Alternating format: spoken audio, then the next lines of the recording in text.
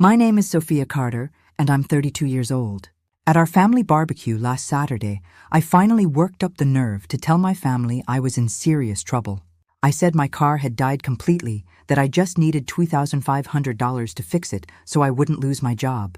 My brother Michael laughed so hard he nearly choked on his beer, and his girlfriend Olivia rolled her eyes like I'd just told the dumbest joke she'd ever heard. My mother just sighed and told me I needed to learn how to adult properly. They had absolutely no idea I was testing them. And they had no idea that sitting in my new private bank account was a balance of over $45 million. Before I tell you how this test turned into the biggest mistake of their lives, let me know where you're watching from in the comments. And if you've ever felt invisible in your own family, hit that like and subscribe button. You're going to want to see what happens next. The story really started 4 weeks ago. The air inside my beat-up 2010 Toyota Corolla was suffocating.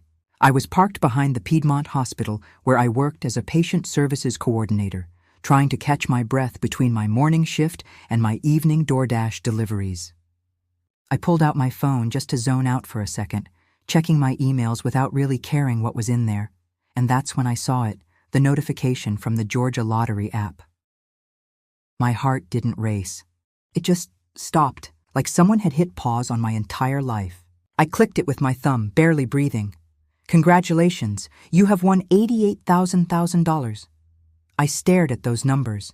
$88 million. I didn't scream. I didn't jump. I didn't even smile. I just locked my phone screen, closed my eyes, and took one deep, long breath. The kind of breath you take when you've been drowning your whole life and someone finally pulls you to the surface. Before I could even exhale, my phone buzzed again. This time, it was a text from my mom, Linda. The message read, "Michael's rent is due, and he's short. Need you to Venmo him $300 today." I looked at the $88 million notification. Then I looked at the $300 demand. No please, no can you help, just need you to. This was my family in a nutshell. My brother Michael, 35 years old, and permanently between opportunities. My mother, who treated him like a king and treated me like an ATM with legs. A strange cold feeling washed over me. It wasn't anger. It was clarity. Pure, ice-cold clarity. I stared at my mom's text. The blinking cursor. The expectation. I deleted the message without responding. I turned the key and the old engine coughed to life. I didn't drive to claim my lottery ticket. I didn't call anyone to celebrate. I opened my DoorDash app, accepted an order for Chick-fil-A, and drove to pick it up. My silence was the first weapon I'd ever used.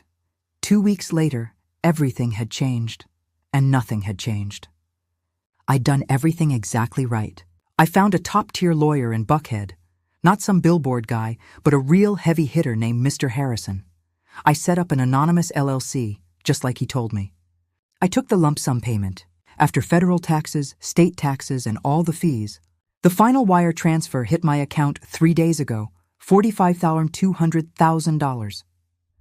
My lawyer had shaken my hand firmly and said, "Congratulations, Miss Carter. Your entire life is about to change." But when I got back to my cramped one-bedroom apartment in East Atlanta, the one I worked 2 jobs to barely afford, my new life felt a million miles away. Taped to my door was a neon pink notice from the property management company. Rent was going up $350 starting next month. I stood there holding that notice, smelling the fried fish from my neighbor's apartment and hearing a baby crying through the thin walls. That $350 used to mean pure panic.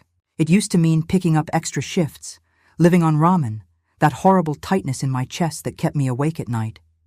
Now, it meant absolutely nothing, but seeing it brought back a memory I'd tried to bury. I was 18 years old, standing in my childhood bedroom. My mother was there, holding my savings book, the one I'd kept since I was 12. The one with $4,200 in it that I'd saved from working at Kroger every weekend in summer. Her voice was firm, not mean, just absolute. "Sophia, honey, you need to understand. Michael has a real opportunity here. He's starting a car detailing business. This is an investment in our family's future," I'd begged her. "But Mom, that's for college. I need it for my dorm deposit and books. The scholarship only covers tuition." "You're smart, Sophia," she'd said, patting my shoulder and closing the book before walking out with it.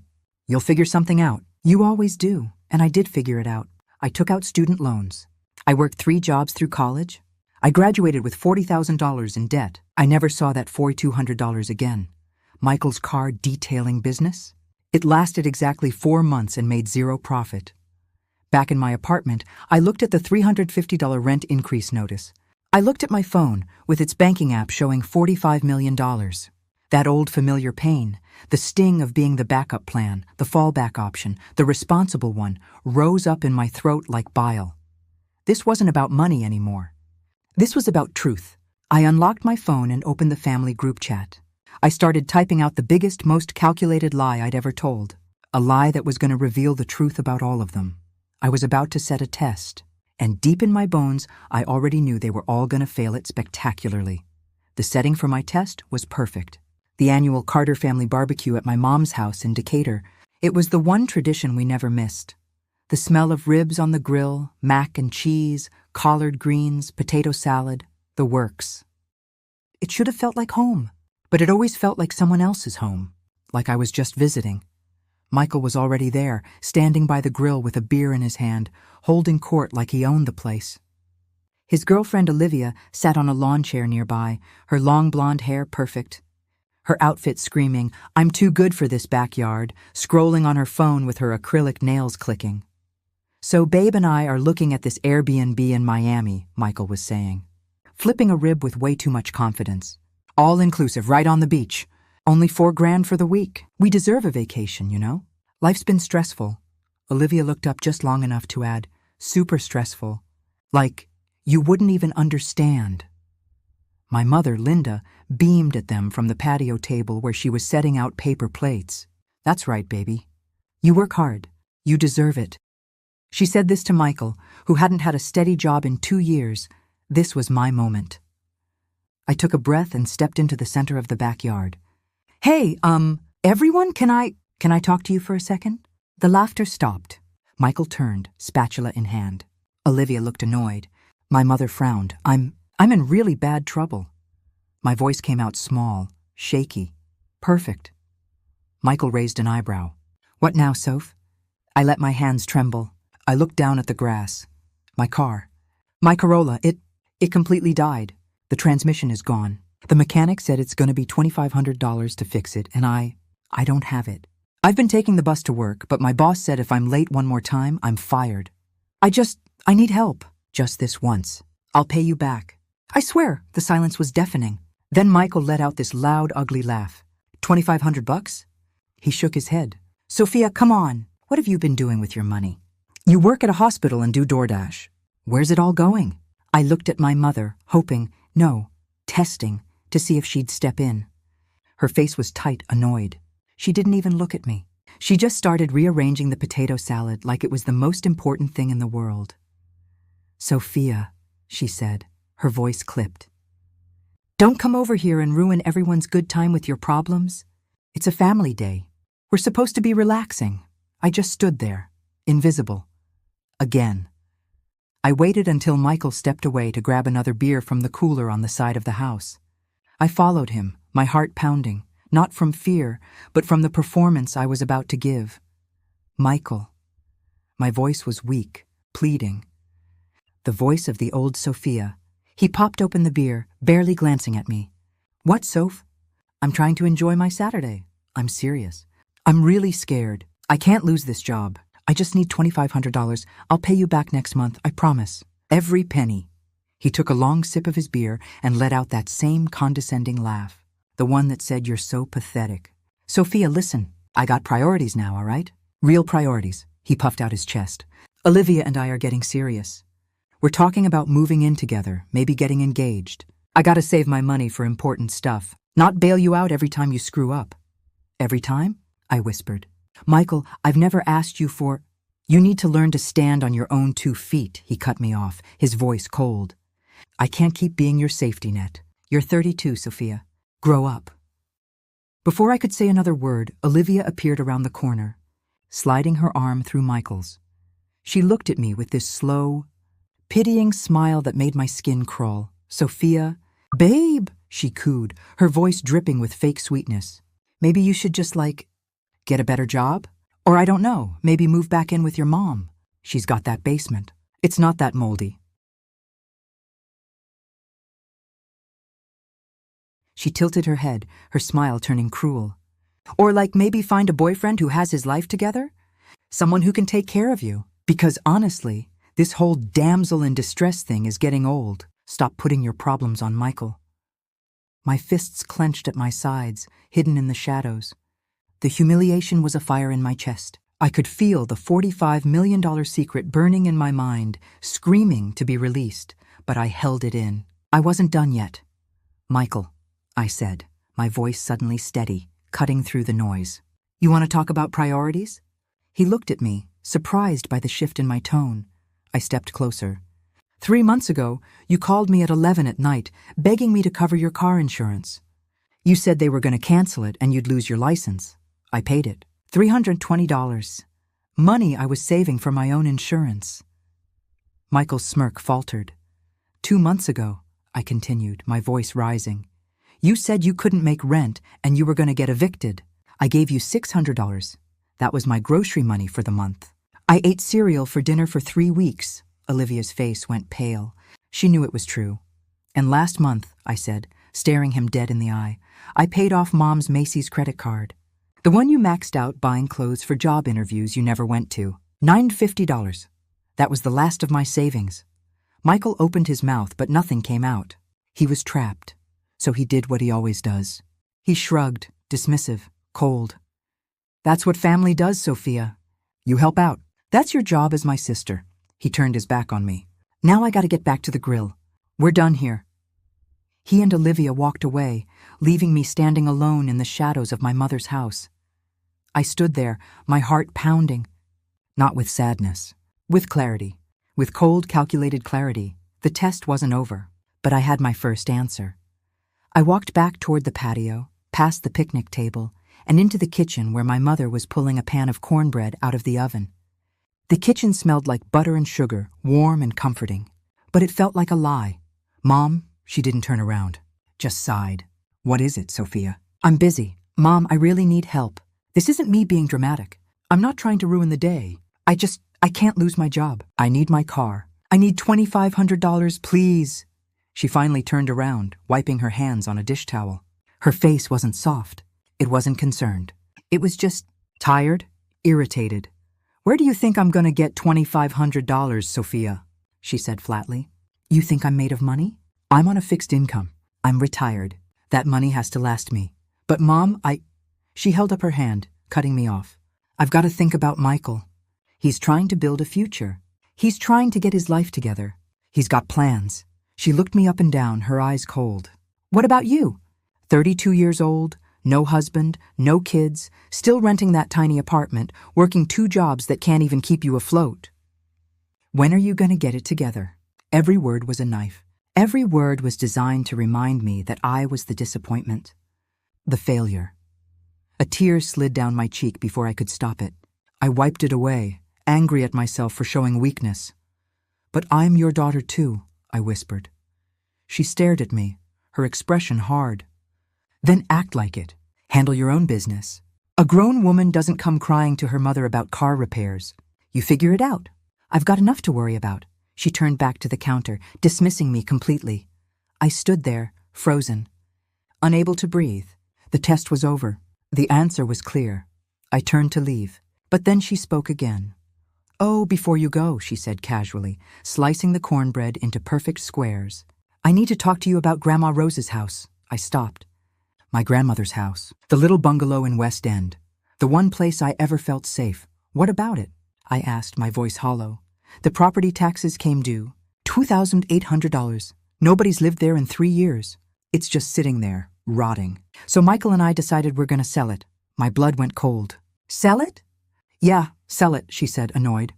Michael found a buyer, some investor guy. We just got to pay the taxes first, then we can unload it. We'll all split the money. I turned around slowly. We? Yes, we, she said, looking at me like I was stupid. Your grandma left it to all 3 of us, remember? Me, you, and Michael, 1/3 each. So we need your signature to sell, and there it was. The angle, the hook, she needed me. Or at least, she needed my signature. I looked at her, my mother, the woman who was supposed to protect me. And I saw nothing but calculation. I'll think about it, I said quietly. Don't think too long, she said, her voice sharp. The taxes are due in 2 weeks. I walked out of that kitchen, out of that house, and got into my beat-up Corolla, which ran perfectly fine, by the way. I sat there in the driver's seat, my hands shaking, not from fear. From rage, the test was complete. And every single one of them had failed. I didn't drive away right away. I just sat there in my car, parked down the street from my mother's house. Through the windows, I could see the shapes of people moving around, laughing. The sound of music and Michael's loud voice drifted out into the warm Atlanta evening. My hands were trembling on the steering wheel. Not from sadness anymore, from something colder, something sharper. My mother's words echoed in my head. Handle your own business. When are you going to get it together? They had failed, spectacularly, but the test wasn't complete. There were other people I'd sacrificed for, people I'd bled for. I needed to know. I needed to know if it was just them, or if it was everyone. I pulled out my phone. The screen lit up my face in the growing darkness. I scrolled through my contacts until I found it. Emma. Cousin Emma. 3 years ago, she'd shown up at my apartment at 2 a.m. with one duffel bag and mascara running down her face. Her boyfriend had kicked her out after a fight that got physical. She had nowhere to go. I didn't even hesitate. I let her stay on my couch for 4 months. 4 months of me buying groceries for 2, covering extra utilities, listening to her cry herself to sleep at night. I never asked her for a dime. When she finally got back on her feet and moved out, she said, "Soph, I owe you everything. Anything you ever need, I'm there." I swear. I pressed the call button. She answered on the second ring, sounding distracted. "Hey, Soph!" "What's up, girl?" "Hey, Emma," I said, forcing my voice to crack just a little, making it sound desperate. "Listen, I'm in a really bad situation. Like, really bad." "Oh no, what happened? You okay?" "My car died," I said, the lie tasting like ash in my mouth. "Completely. The transmission's gone and I need $2,500 to fix it. If I don't, I'm going to lose my job. I've been taking the bus, but my boss said one more late arrival and I'm done." "Emma, I don't know what to do." I didn't know who else to call. The line went quiet. All I could hear was the muffled sound of a TV in the background. "Some reality show." "Oh, damn, Sophia," Emma finally said, her voice changing, getting distant. "Girl, that's rough. But $2,500? I don't have that kind of money. You know, I just bought that new furniture for my place. And I'm trying to save up for that trip to Cancun with the girls next month. I'm like totally broke right now." I closed my eyes. "I understand. I just thought maybe—" "But wait, hold up," she said, her voice brightening like she'd just solved my problem. "You know what you should do? There's this payday loan place on Moreland. Quick Cash or something. They'll give you money same day. I mean, yeah, the interest is insane, like 400% or whatever, but if you're really desperate—" She was offering me a trap, a financial death sentence, just to get me off the phone. My stomach turned. "No," I said, my voice going cold. "No, that's okay, Emma. I'll figure something out. Okay, girl. Good luck," she said, already moving on. I could hear her turning up the TV. I hung up before she could say anything else. I sat there, staring at my phone. One more name, one more test, Uncle David, my mom's younger brother. 8 months ago, he'd called me at 3 a.m, his voice tight with pain. "Sophia, baby, I can't breathe right. My chest, it hurts bad. I'm scared." His wife was out of town, at her sister's place, he said, but I knew she was probably at the casino again. I told him not to move. I got in this same car and drove 2.5 hours down to his place in Macon, my heart in my throat the whole way, terrified I'd be too late. I got him to the ER, held his hand while they ran tests, stayed with him for 14 hours until his wife finally showed up smelling like cigarette smoke and cheap perfume. The doctor told me later, quietly, that if I'd waited even an hour longer, his heart attack would have been massive, possibly fatal. I'd saved his life. I pressed the call button. He answered immediately, his voice booming and cheerful. "Sophia, my favorite niece. How you doing, baby girl?" "Uncle David," I started, my voice shaking. I'm in trouble. Real trouble. I wouldn't ask if it wasn't an emergency. I told him the same story. The car, the $2,500, the job, the desperation. His warm voice went flat. The cheerfulness evaporated. Oh man, Sophia, that's tough. Real tough. But you know, the economy right now, it's tight for everybody. Real tight. And as he was saying those words, I heard it in the background. Crystal clear. The sharp, high-pitched sounds of a video game.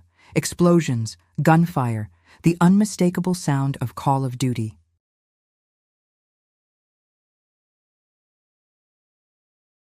That big 70-inch TV, the one I'd helped him buy when his credit got declined. I'd co-signed the Best Buy credit, then ended up paying off the entire $1,400 when he forgot for 3 months straight.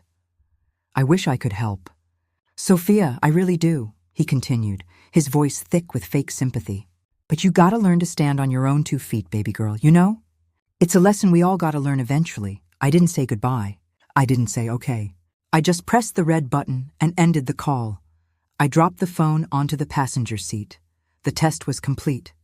The results were in. Every single person I'd ever sacrificed for, every person I'd bled for, would let me bleed out on the side of the road without a second thought. A wave of despair crashed over me. It wasn't about the $2,500.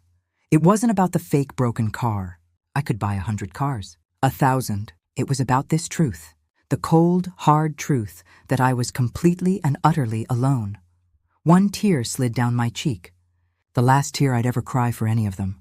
I wiped it away, but not with sadness, with purpose. Cold, clear purpose. The test was over. Now the real plan could begin. I drove for hours. No destination, just driving. North on I-75, cutting across 285, watching the lights of Atlanta blur into streaks of red and white. My phone sat silent on the passenger seat. My family's rejection was a weight on my chest, making it hard to breathe. They had all failed. My brother, my mother, my cousin, my uncle. Every single person I'd helped, every person I'd rescued, had turned their backs on me the second I needed them. The despair was deep and cold. I knew I was safe. I had $45 million in the bank, but the lie had felt real. The eviction, the fear, the idea of being homeless and helpless that had been my reality for so long. And they'd just confirmed that if I hadn't won that lottery, they would have let me drown. I don't even know how I ended up there. My hands just drove. Muscle memory. I found myself parked outside the Magnolia Senior Living Complex in Southwest Atlanta. It was an older building, clean but worn, with faded brick and a parking lot full of potholes. I sat there for a moment, staring up at the 3rd floor. I wasn't going to ask her for money. I couldn't, but I needed to see a kind face. I needed to be in a space that didn't feel hostile. I walked up the 2 flights of stairs. The elevator had been broken for as long as I could remember, and knocked on apartment 3C. The door opened, and the smell of warm cinnamon rolls washed over me. Sophia, baby. Miss Margaret stood in the doorway. She was 72 years old, but her eyes were sharp and bright behind her wire-rimmed glasses. She wore a floral house dress and an apron dusted with flour, her silver hair pulled back in a neat bun. Miss Margaret had been my grandmother Rose's best friend for over 50 years. My family always called her that weird church lady. They thought she was odd because she lived simply, didn't gossip, and never bit her tongue. "Hi, Miss Margaret," I whispered, my voice breaking. "I'm sorry to just show up like this." She looked at me. Really looked at me. She saw the puffy eyes, the trembling hands, the exhaustion in my shoulders. She didn't ask questions. She just stepped aside and opened the door wider. "Come on in, baby." I just made a fresh batch of cinnamon rolls for tomorrow's church bake sale. Her apartment was tiny, a small living room, a galley kitchen, but it was immaculate. Lace doilies covered the armrests of her floral couch. Pictures of Jesus and Maya Angelou hung side by side on the wall. On her little kitchen table sat dozens of foil-wrapped cinnamon rolls, perfectly arranged. I sat on the couch and just broke. I told her everything. Not the lottery, I couldn't, not yet, but the rest. The car, the $2,500, the fear. And then I told her about the barbecue, about Michael's laughter, about Olivia's cruelty, about my mother's coldness, her rejection, her turning her back on me. Miss Margaret didn't stop her work. Her hands, dark, weathered, strong, moved steadily, tearing off squares of foil, wrapping each roll with care, placing them gently in a cardboard box. She didn't interrupt, didn't gasp, didn't say, "Oh Lord," or "That's terrible." She just listened. Her silence was a warm, safe blanket. When I finished, my voice was raw, my throat tight. I don't know what to do. I don't have anywhere to go." Miss Margaret placed the last roll in the box and sealed it with tape. She wiped her hands on her apron, her movements slow and deliberate. Then she stood up, her knees creaking a little, and walked down the short hallway to her bedroom. I heard a drawer open. I panicked. Oh God, what is she doing? Is she mad? Does she think I came here to beg? She came back out holding a white envelope. It was worn soft from being handled, folded and unfolded many times. On the front, in her shaky handwriting, it said, "Rent, June." She walked over and held it out to me. "It's not $2,500, she said, her voice quiet but firm. "It's all I got saved right now. It's $720. It's my rent money for next month. But you take it." I stared at the envelope. I stared at her face. I couldn't speak. "Take it, baby," she insisted, pushing it toward me. "It'll at least buy you some time. And you can stay here on my couch." It pulls out into a bed. "It's not fancy, but it's safe. We'll go to the food pantry tomorrow, and we'll figure the rest out together." I recoiled, yanking my hands back like the envelope was on fire. No, Miss Margaret, I can't. I can't take your rent money. You need it. You'll get evicted." This 72-year-old woman, living on a tiny Social Security check and whatever she made selling baked goods at church, was offering me the very money she needed to survive. The thing my mother, who owned her house outright, wouldn't even discuss. The thing my brother, with his expensive sneakers and Miami vacation plans, had laughed at. Miss Margaret's face hardened. Not with anger, with determination. She grabbed my hand, her grip surprisingly strong, and shoved the envelope into my palm. She closed my fingers around it. "You listen to me, Sophia Rose Carter," she said, leaning close, her eyes fierce. "Money comes and goes. $1 is just paper. But your dignity, your heart, that's something else. Don't you ever let anybody steal that from you. You hear me?" She squeezed my hand tighter. "Your grandma Rose, she would never let you sleep on the street. Not while she had breath in her body, and not while there's breath in mine." She looked me dead in the eye, and her next words shattered me. "Family ain't just about blood, baby. Family is who shows up. It's the hand that pulls you up, not the one that pushes you down." I looked at the worn envelope in my hand. $720. It was everything she had. Everything. I just broke. I fell into her arms, buried my face in her soft cotton apron, and sobbed. Not the polite kind of crying. The ugly kind. The deep, racking, guttural kind that comes from a place you keep locked away because if you open it, you might never stop. This was the first time I'd cried since seeing that $88 million notification. Winning the money had been shocking, surreal, almost numbing. But this was emotion.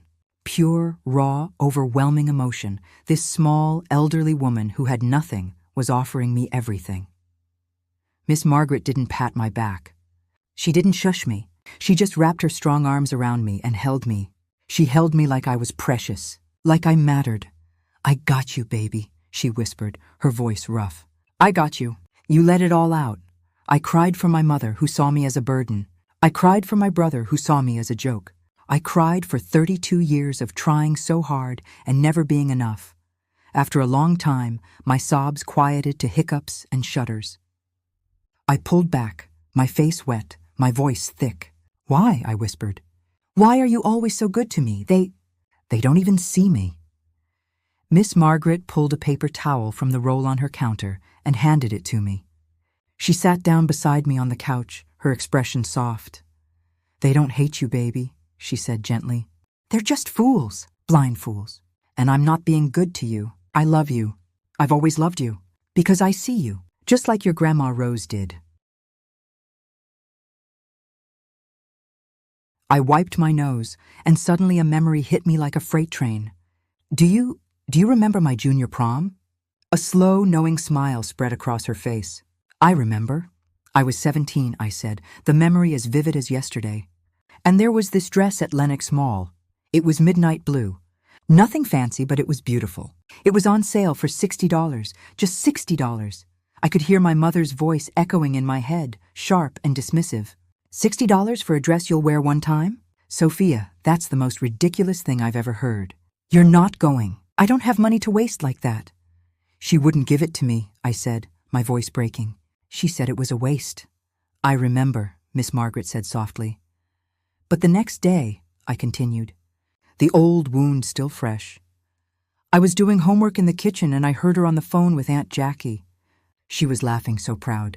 She said, "Girl, I just gave Michael $250 for a new pair of Jordans. All the boys at school have them and I gotta make sure my son looks fly." I looked at Miss Margaret, tears spilling over again. $250 for shoes he wore for 6 months. But $60 for my prom dress was a waste. "And what did you do?" Miss Margaret asked gently. "I came here," I whispered, gesturing around her small apartment. "I sat right here on this couch and I cried. I told you I wasn't going to go to prom. I was just going to stay home and pretend I was sick." "And what did I do?" she prompted, her eyes twinkling. "You went into your closet," I said, a watery smile forming, "and you pulled out that dress. That gorgeous navy dress you wore to your daughter's wedding back in the 90s. The one with the beading. And?" she said. "And you stayed up all night," I whispered, reaching for her hand. "You sat at that little sewing machine in the corner and you altered it. You took it in, cut off the sleeves, added beads from that old purse you had. You made it perfect. You made it fit me like it was made for me. And you looked like royalty," Miss Margaret said, squeezing my hand. "Like a queen. That's what I told your Grandma Rose." I said, "That's Rose's granddaughter right there. That's a diamond." She leaned forward, her expression serious. "Sophia, listen to me. Your mama's got a blind spot the size of Georgia when it comes to that boy. She spent her whole life chasing after him, trying to turn him into something he's not. And in all that chasing, she couldn't see the treasure standing right in front of her." She poked my chest gently. You're the diamond, baby. Solid, clear, strong all the way through," she paused. "They just like cheap glitter. Shiny on the outside, nothing on the inside. But you're the real thing. Don't you ever forget it." I looked at her, really looked at her. This woman was family, real family. I took a deep breath. The despair I'd felt walking in here was gone. Burned away. In its place was something cold, hard, and absolutely clear. I picked up the envelope, the $720, and gently but firmly placed it back in her hand. "Now I told you," she started, trying to push it back. "No," I said. My voice was different now, not weak, not trembling, calm, strong. "You need this. This is your home, your safety." "Sophia, I will not." "Miss Margaret," I said, closing her fingers over the envelope. "You just gave me something worth more than any amount of money. You reminded me who I am. And I just remembered I actually do have a resource, something I forgot about. I'm going to be okay. I promise. It was a lie. But it was the truest thing I'd ever said." I stood up, taller now, stronger. "I will never be able to thank you enough for this." She stood too, searching my face. "You just go be the diamond you are. That's all the thanks I need." I hugged her one last time, holding tight. "I love you, Miss Margaret. I love you too, baby. Now go on. Handle your business." I walked down those 2 flights of stairs, got back into my Corolla, and sat in the driver's seat under the flickering parking lot lights. I looked at my reflection in the rearview mirror. The desperate, broken woman who'd knocked on Miss Margaret's door was gone. In her place was someone new. Her face was set. Her eyes weren't sad. They were determined. They were the eyes of a woman who'd just been handed a sword. My mother's words echoed, "Handle your own business." Michael's words, "That's your job." Miss Margaret's words, "Go on." "Handle your business." "Okay," I whispered to the empty car. "I will." The test was over. The despair was gone. This was no longer about testing them. This was about justice. I picked up my phone and scrolled to the new contact I'd added 2 weeks ago. The one saved as Mr. H. Lawyer. I pressed call. It rang twice. A crisp professional voice answered. "Harrison and Associates. How may I direct your call?" My voice when I spoke was unrecognizable. It was cold, clear, the voice of someone with $45 million and a plan. "Hello," I said, staring straight ahead. "I need to speak with Mr. Harrison directly. It's urgent. May I ask who's calling?" "Yes, my name is Sophia Carter." "One moment, Miss Carter." I waited. Didn't fidget. Didn't tap my fingers. Just waited. "Sophia, is everything all right?" His voice was smooth, concerned. "Everything's fine, Mr. Harrison," I said. "Actually, things have just become very clear. Something's come up that requires your immediate legal attention." "Oh? What's the situation?" "It's regarding an inheritance. A property left to me by my grandmother, Rose Carter. It appears my family, my mother and my brother, are attempting to fraudulently acquire my share without my knowledge or fair compensation." There was a pause. I heard faint typing. "I see," he said, his voice shifting to all business. "And what outcome are you looking for?" I looked at my reflection one more time. For the first time in weeks, I smiled. Not a sad smile. A hunter's smile. "I have a very specific plan," I said. "It's going to require creative legal work, and it's going to be backed by a very, very large financial foundation." "I'm listening, Miss Carter. When would you like to meet?" "First thing tomorrow morning," I said. "They think I need $2,500. They're about to find out how wrong they were.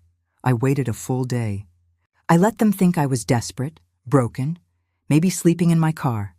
I let them enjoy their victory, savor it. I needed my performance to be absolutely perfect when I called." I sat in my car outside my apartment and took a few deep breaths.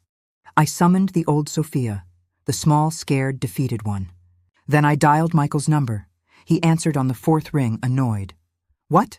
"Michael," I said, and I made my voice crack perfectly, high and thin like I'd been crying for hours. "Michael, please, please don't hang up. Sophia, I already told you I can't help you. I don't know what else you want me to—" "No, wait," I said, forcing a sob. "You were right. You and Mom, you were both right. I can't do this anymore. I'll do it." Silence. Then his voice sharpened, cautious but interested. "Do what?" "The house," I whispered, like I was ashamed. "Grandma Rose's house. You said you wanted to sell it. I'll sign the papers. Whatever you need, I need the money. I need it now." The line went completely silent. I could hear his hand muffle the receiver. His muffled voice. "Babe, she's caving. She'll do it." Olivia's distinct, triumphant laugh in the background made my skin crawl. A moment later, Michael was back, and his entire tone had transformed. The annoyance was gone. In its place was this slick, smooth, fake concern. "Oh, Sophia, sis, hey, listen, that's a smart decision. A really smart decision, see? I told Mom you'd come around eventually. That's what family does, right? We help each other out.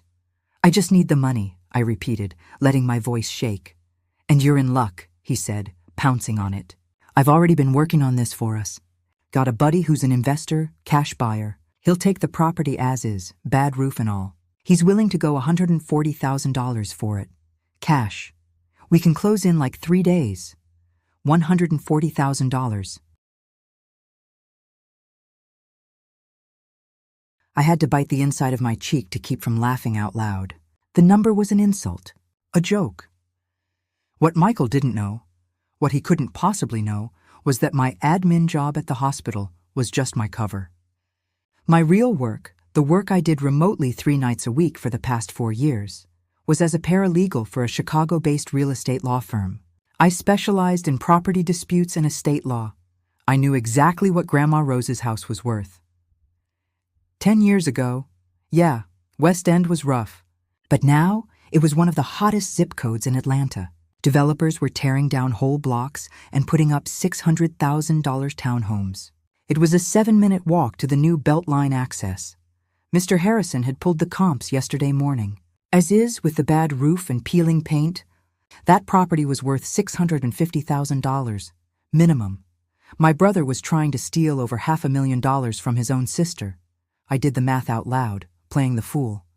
"Wait, 140. That's only like $46,000 for me, right?" "Hey," Michael said, his voice way too cheerful. 46 grand is 46 grand, Soph. That's way more than you got right now, right? It'll get you a new car, a fresh start. It's a great deal." Before I could answer, I heard a rustling sound and Olivia's sharp voice cut in. She must have grabbed the phone from him. "Sophia, let's be real here," she said, her voice dripping with poisoned honey. "We're doing you a favor. That $140K is the total offer. But Michael's been doing all the work, right? He found the buyer, he's handling the paperwork, he's got to pay the $2,800 in back taxes out of pocket. You haven't done anything. I knew where this was going. The hook was in. Now she was reeling me in. What? What do you mean?" I whispered. "I mean," she said, all the fake sweetness evaporating. Michael needs to be compensated for his time. Legal fees, finder's fee, all that. Your cut, your actual take-home, is $18,000. $18,000 for my $216,000 share. It was so greedy. So shameless. So absolutely perfect. $18,000? I stammered. But that's, take it or leave it, she snapped. We'll sell our 2/3 and let your piece just sit there and get seized by the county for unpaid taxes. Then you get nothing. Zero. We're trying to help you, Sophia. This is us being nice? This was it? The final turn of the screw. I closed my eyes and pictured Miss Margaret's face. The 60 prom dress. The two $50 Jordans. I took a shuddering breath. The performance of my life. Okay, I whispered. What? Speak up. Okay, I cried, my voice breaking with fake desperation. Yes, 18,000. I'll take it. I'll sign, please. I really need it. Dead silence. Then I heard it. A small, satisfied laugh from Olivia. Good girl, she said. Michael will text you the address. It's a notary office his buddy uses. Tomorrow at noon. Don't be late. She hung up. I sat in total silence, staring at the blank phone screen. A slow, cold smile spread across my face. Hook, I whispered. Line and sinker. Michael's text came that night with an address. It wasn't a law office. It wasn't a real estate firm. It was quick notary services in a rundown strip mall off I-85, sandwiched between a check-cashing place and a vape shop. The next day at noon, I walked in. The fluorescent lights buzzed and flickered. The air smelled like burnt coffee and industrial cleaner. Perfect place to do something shady. They were already there. Michael in his fake designer jacket, looking smug. Olivia in a bright pink tracksuit, scrolling her phone. A heavy-set man sat behind a folding table with a plastic Notary Public sign propped in front of him.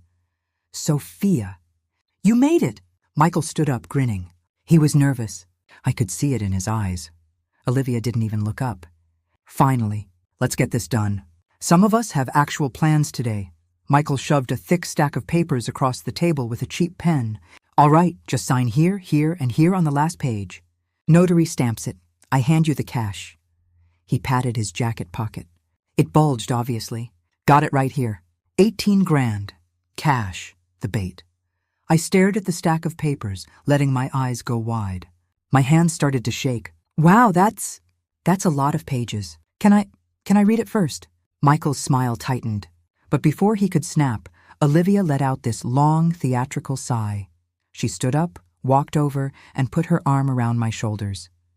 It wasn't affection. It was control. Oh, Sophia, babe, she cooed. Don't even try to read it. Seriously, it's all legal jargon. Party of the first part. Henceforth, all that boring stuff. You wouldn't understand it anyway. You'd just be wasting our time. She patted my shoulder, her fake nails clicking. It just says you agree to sell, we agree to buy. Simple. You wouldn't understand it anyway. That's what she thought. That's what they'd always thought. Sophia the admin. Sophia the DoorDash driver. Sophia the fool. What they didn't know was that I'd been reading, writing, and analyzing contracts more complex than this since I was 24 years old. My eyes scanned the first page.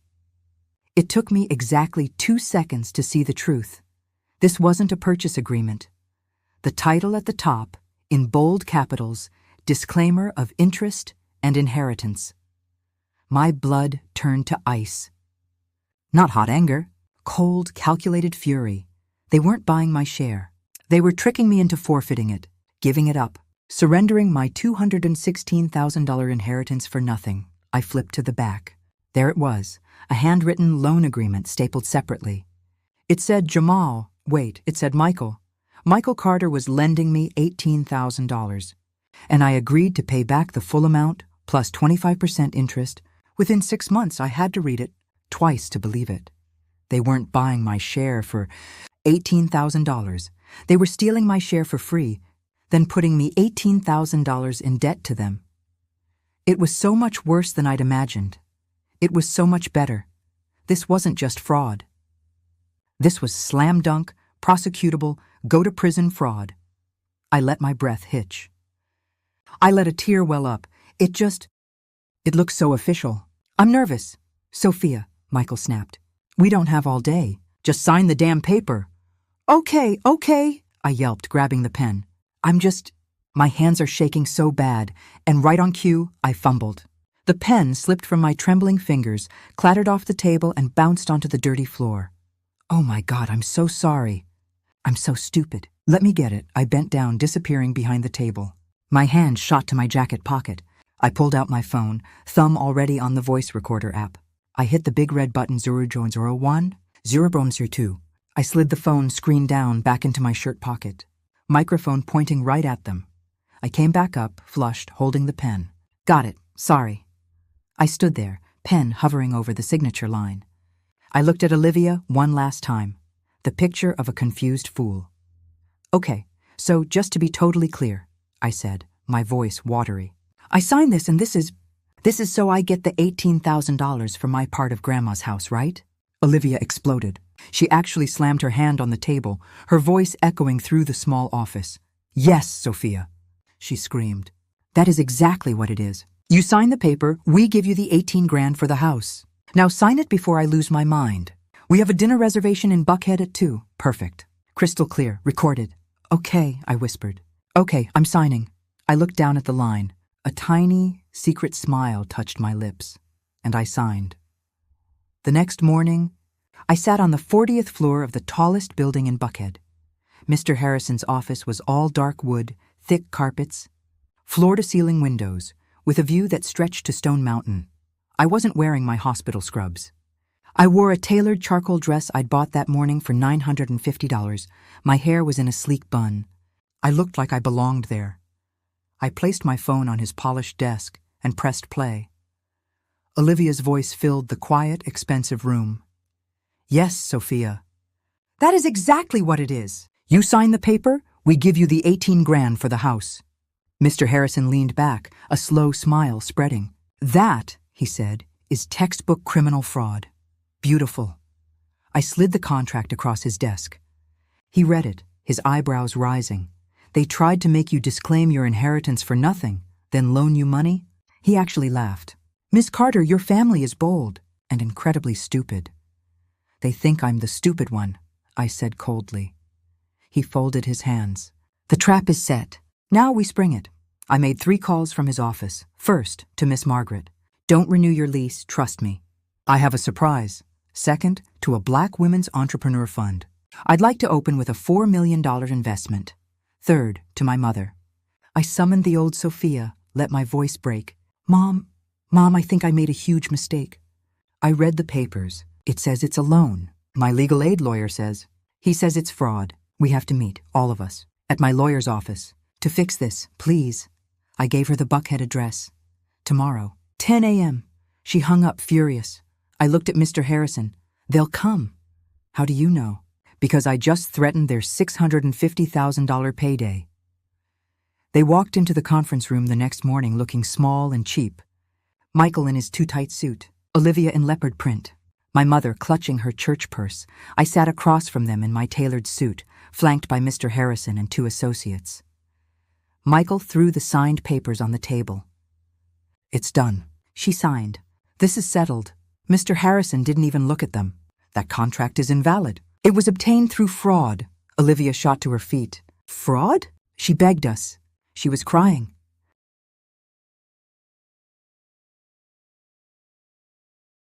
Mr. Harrison pressed a button. Olivia's recorded voice filled the room. You sign the paper, we give you the 18 grand for the house. The color drained from Michael's face. My mother stared at the speaker, her hands shaking. Michael, she whispered. What did you do? I finally spoke. My voice was ice. He tried to steal my share of a $650,000 property. And that $18,000? I never received it. It was a fake loan.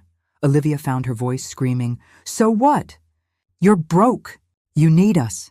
I leaned back and smiled. Cold. Calm. That's the funniest part, Olivia. I don't need $2,500. Mr. Harrison slid a bank statement across the table. It stopped in front of my mother. She put on her reading glasses with shaking hands. Her lips moved. 40, 45. Million? She gasped, hand to her chest, falling back in her chair. Michael just stared, frozen. Olivia grabbed the paper. No, this is fake. Where did you… Powerball, I said calmly. The $88 million jackpot. 4 weeks ago. Silence. Pure, absolute silence. Then understanding. Horror. They'd walked right into the trap. Michael tried to laugh. Soph, sis, that's amazing. We were just testing you. Kidding. Congrats. I stood. No, Michael. I was testing you. Mr. Harrison stood too. Ms. Carter has 2 options for you. Option 1, criminal prosecution. I hand this evidence to the DA. You're both looking at federal prison time. Olivia went gray. My mother whimpered. Option 2, I said. A civil solution. I won't send my brother to prison. Michael exhaled in relief. We'll take your 2/3 of Grandma's house. What? They screamed. For $18,000 total, Mr. Harrison said smoothly. The exact price you decided her share was worth.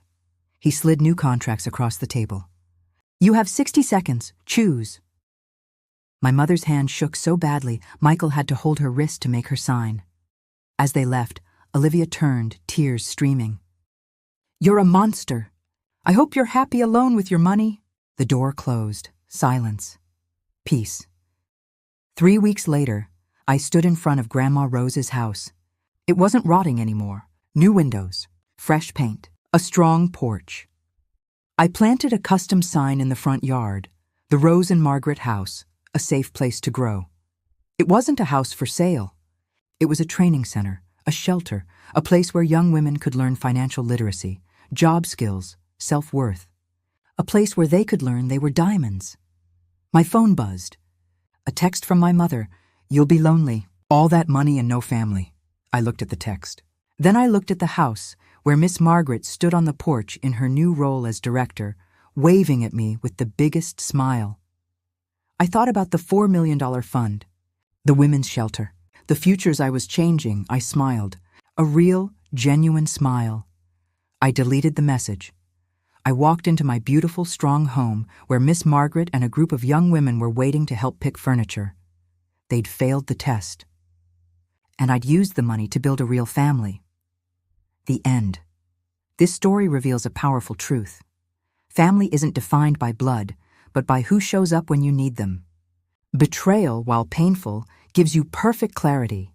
It shows you who people really are, not who you wish they were. Sometimes the greatest gift you can give yourself is to stop seeking approval from people who'll never see your worth, and instead invest in those who already do. Sometimes you have to build the family you deserve. Have you ever been underestimated by your own family? Let us know in the comments how you proved them wrong. And if this story hit home, smash that like button and subscribe for more stories of justice and redemption. You won't regret it.